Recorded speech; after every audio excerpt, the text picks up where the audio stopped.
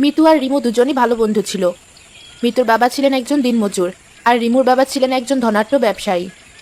আজ তোদেরকে আমাদের বাসায় ইফতারের দাওয়াত দিয়েছে মা, সময় মতো চলে আসিস কিন্তু। ইনশাআল্লাহ সময় মতো তোর বাসায় চলে যাব আমরা। আচ্ছা, আর ভালো দেখে জামা পরে আসিস কিন্তু সবাই, মা আবার পোশাক আশাক নিয়ে খুব সচেতন। ঠিক আছে, আমি তাহলে আজ আসি, মাকে গিয়ে আবার খবরটা জানাতে হবে। আজ সন্ধ্যায় কি দিয়ে ইফতারি করব? ঘরে তো চাল ডাল মুড়ি কিছুই নেই। তোর বাবা খাবার বাঁচাবার জন্য কাল রাতে সেহরিটা পর্যন্ত খায়নি। সকালে ওভাবেই বেরিয়ে পড়েছে কাজ খোঁজার জন্য। চিন্তা করো না মা, আল্লাহ আগে আমাদের রিজিকের ব্যবস্থা করে রেখেছেন। রিমুর মা তাদের বাসায় আমাদের সবাইকে ইফতারের দাওয়াত দিয়েছেন আজ। আলহামদুলিল্লাহ, আল্লাহর দরবারে হাজার হাজার শুকরিয়া যে তিনি আমাদেরকে দ্বিতীয় রোজায় অভুক্ত থাকতে দেননি। রিমু ও তার পরিবারকে সব বালা মুসিবত থেকে দূরে রাখবেন আল্লাহ। দরজায় শব্দ হচ্ছে, বাবা এসেছে মনে হয়, আমি দরজাটা খুলে দিচ্ছি। আসসালামু আলাইকুম, কেমন আছো তোমরা সবাই? ওয়ালাইকুম আসসালাম। আলহামদুলিল্লাহ, আমরা ভালো আছি। আপনার কাজের কোনো ব্যবস্থা হলো? এই রোজার মধ্যে কেউ তেমন কোনো কাজ করাচ্ছে না, তার উপর আমি রোজা রেখেছি শুনে ওরা আরো পিছিয়ে যাচ্ছে। ভাবছে আমি হয়তো না খেয়ে ওদের কাজ ঠিকভাবে করতে পারবো না। এখন ওদেরকে কিভাবে বোঝাবো যে এই সময়ে আমার কাজটা বেশি প্রয়োজন? আপনি চিন্তা করবেন না, আল্লাহর উপর ভরসা রাখুন, তিনি চাইলে নিশ্চয়ই একটা ব্যবস্থা হবে। তা তো সবসময়ই রাখি। আজ কি ইফতারিতে খাবার মতো ঘরে কিছু আছে? মিতুর বান্ধবীর মা আমাদেরকে তার বাসায় দাওয়াত দিয়েছেন আজ। মাশাআল্লাহ, যাক অন্তত আজকের ইফতারি নিয়ে কোনো চিন্তা রইল না আমাদের। ঘরে যেটুকু চাল ডাল আছে সেটুকু দিয়ে রাতে হয়েই যাবে। রিমু বলেছে ওর মা পোশাক আশাক নিয়ে অনেক সচেতন, আমাদেরকে ভালো পোশাক পরে যেতে। এ তো বেশ ভালো কথা। আল্লাহ তার বান্দাদেরকে পরিপাটি দেখতে পছন্দ করেন। আমরা আমাদের সাধ্যমতো ভালো পোশাক আশাক করেই যাব। তোর বান্ধবী এখনো আসছে না যে? ইফতারের সময় তো হয়ে এলো প্রায়। তোর মুখে তো সবসময় তোর বান্ধবীর অনেক প্রশংসা শুনি। সে নাকি পড়াশোনায়ও অনেক ভালো, আবার এই বয়সে নামাজ কোরআন সবই পড়ে। হ্যাঁ বাবা, ওর আচার ব্যবহারও অনেক ভালো। ওই তো কলিং বেলের শব্দ, ওরা চলে এসেছে মনে হয়। আমি গিয়ে দরজাটা খুলে দিয়ে আসি। আসসালামু আলাইকুম, কেমন আছেন আপনারা সবাই? ওয়ালাইকুম আসসালাম, আমরা ভালো আছি, আপনারা ভালো আছেন? জি আলহামদুলিল্লাহ, আল্লাহ ভালোই রেখেছেন। বসুন আপনারা। বুয়া, খাবারগুলো নিয়ে এসে টেবিলে সাজিয়ে দাও, আজান দিতে বেশিক্ষণ দেরি নেই। চলুন, আমিও আপনাকে সাহায্য করছি। কাজের লোক থাকতে আপনি মেহমান হয়ে ওসব কাজ করতে যাবেন কেন? অসুবিধা নেই ভাবি, উনিও তো রোজা রেখেছেন। দুজনে মিলে কাজ করলে তাড়াতাড়ি শেষ হবে। চলুন, আমরা আর দেরি না করি। আপনাকে হয়তো বাজারে কোথাও দেখেছিলাম, আমি ঠিক মনে পড়ছে না। আমি একজন দিনমজুর। কদিন আগে বাজারে করিম ভাইয়ের দোকানে কিছু কাজ ছিল, আমাকে সেখানেই দেখেছিলেন মনে হয়। রিমু, তুমি তো আগে বলনি তোমার বান্ধবী একজন দিনমজুরের মেয়ে? না বাবা, আসলে ওই তো মা আর আন্টি ইফতারি নিয়ে চলে এসেছি। বুয়া, এই নাও, তুমি তোমার ইফতারিগুলো নিয়ে নিচে বসো। টেবিলে তো অনেক জায়গা আছে ভাবি, উনি আমাদের সাথেই বসুক। না, আমি কাউকে লাই দিয়ে মাথায় উঠাতে চাই না। ওর জায়গা যেখানে, ও সেখানেই বসবে। এমন করা ঠিক না ভাবি, উনিও তো আমাদের মতোই সাধারণ একজন মানুষ। তোমরা থামবে এখন, ইফতারির সময় হয়ে গিয়েছে। একটু পরই আজান দিল, সবাই একসাথে শরবত পান করে তাদের রোজা ভাঙলো।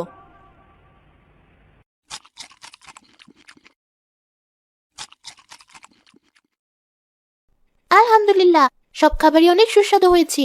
আপনাদেরকে ধন্যবাদ এত সুন্দর আয়োজনে আমাদেরকে সামিল করার জন্য। রেমো ঠিকই বলেছিল, তুমি আসলে অনেক লক্ষ্মী একটা মেয়ে। আমি তাহলে উঠছি। এ কি, এত তাড়াতাড়ি সবগুলো খাবার শেষ না করেই চলে যাচ্ছেন?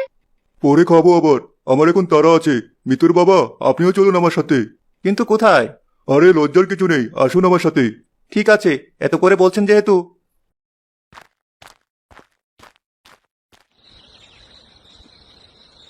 এই নিন সিগারেট, অনেক নামি দামি ব্র্যান্ডের।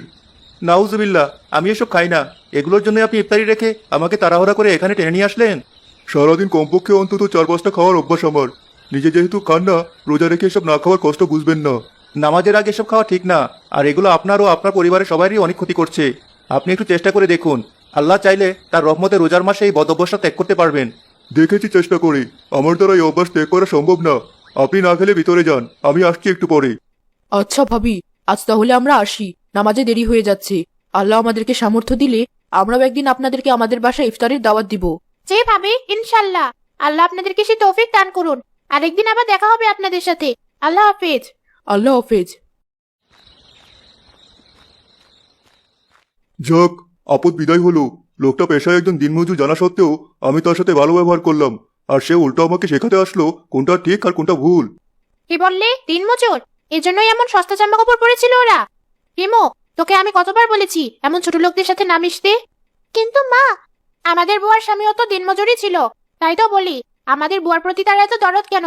তোর মুখে মেয়েটার আচার ব্যবহারের কথা শুনে ভেবেছিলাম মেয়েটা কোনো উচ্চ বংশের হবে। তুই আর কোনোদিন ওই দিনমজুরির মেয়ের সাথে কথা বলবি না। আলহামদুলিল্লাহ, রাতে তৃপ্তি ভরে খেতে পারলাম। কিন্তু সেহরিতে তো খাওয়ার মতো কিছু নেই। আজও তাহলে কালকের মতো পানি আর 2টো খেজুর খেয়ে রোজা রাখবো। কি মা, পারবি না? হ্যাঁ বাবা, আল্লাহ চাইলে কেন পারবো না। আল্লাহর উপর বিশ্বাস রাখাটাই হচ্ছে ইমানের আসল পরীক্ষা।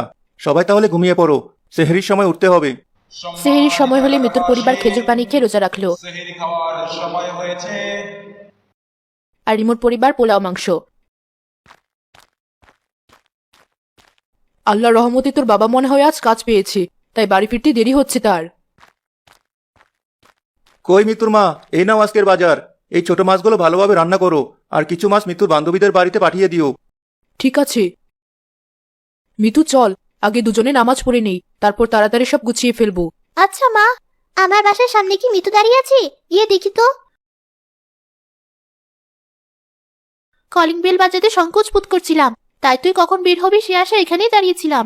এই নে, মা নিজের হাতে তোদের জন্য রেঁধে পাঠিয়েছি। ধন্যবাদ। তোকে একটা কথা বলি, তুই রাগ করিস না। হ্যাঁ বল। তোদের সাথে দেখা করার পর মা বাবা আমাকে বলেছি কোনো দিনমজুরের মেয়ের সাথে কথা না বলতে। এটা নিয়ে রাগ করার কি আছে? তোর মা বাবা নিশ্চয়ই তোর ভালোর জন্যই বলেছে এই কথা। তোর সাথে এটাই আমার শেষ কথা তাহলে। ভালো থাকিস। আল্লাহ হাফিজ। মিতু আমার কথায় খুব কষ্ট পেয়েছি, তাই ওর কথা বলা শেষ করে তাড়াহুড়ো করে চলে গেল।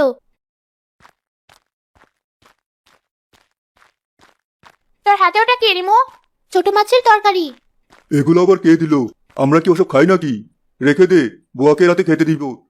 এত মজার তরকারি কোথায় পেলেন খালাম্মা? অনেকদিন পরে মো তরকারি খেলাম। সত্যি বলছো? আমিও একটু খেয়ে দেখি তো। আসলেই তো অনেক মজার। রিমোর বাবা, তুমিও একটু নাও।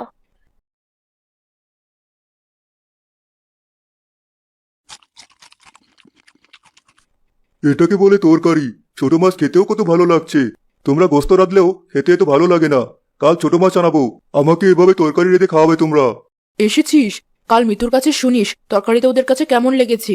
কিছু শুনতে হবে না মা, বাবা দিনমজুর জানার পর মিতুর মা বাবা আমাদের সাথে ওকে কথা বলতে নিষেধ করে দিয়েছেন।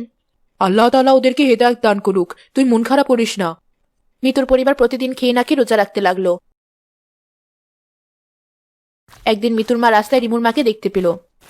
আসসালামু আলাইকুম ভাবি, কেমন আছেন? ওয়ালাইকুম আসসালাম। জি ভালো।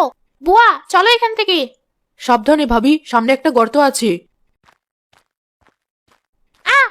আমার পাটা ভেঙে গেল, মরে গেলাম আমি। ভাবি, আমার হাত ধরে উঠে আসুন। আপনার বুয়ার হাতে তো কাপড়ের ব্যাগ, ও আপনাকে উঠাতে পারবে না। ঠিক আছে। আপনার তো পা মুচকে গেছে, খুব কষ্ট হচ্ছে বুঝি। দাঁড়ান, আপনার পা এখনই ঠিক করে দিচ্ছি। ও, আমার পাটা ভেঙে দিল এই মহিলা। আমি আর কোনোদিন হাঁটতে পারবো না। কিছুই হবে না, ঠিক হয়ে যাবেন আপনি। আশেপাশে তো রিক্সাও দেখছি না। চলুন আপনাকে আপনার বাসায় রেখে আসি।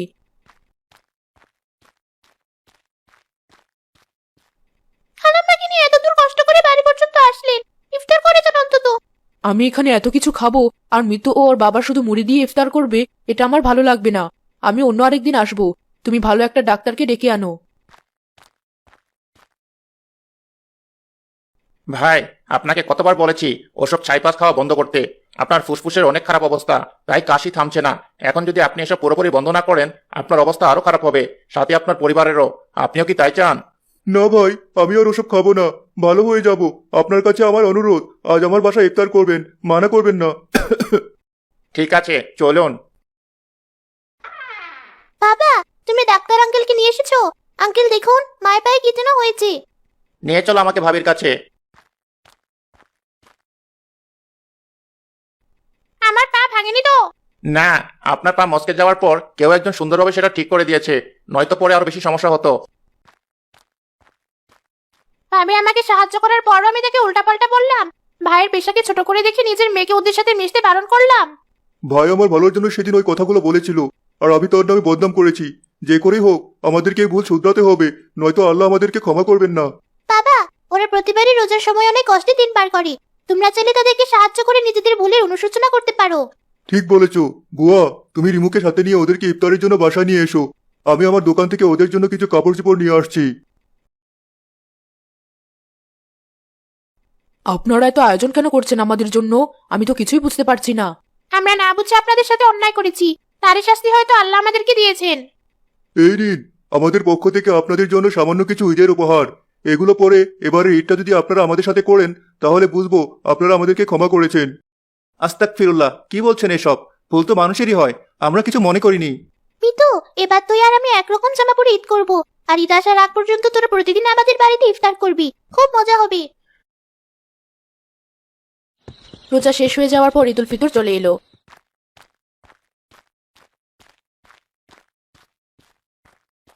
দুই পরিবার মিলে একসাথে আনন্দে ঈদ উদযাপন করলো।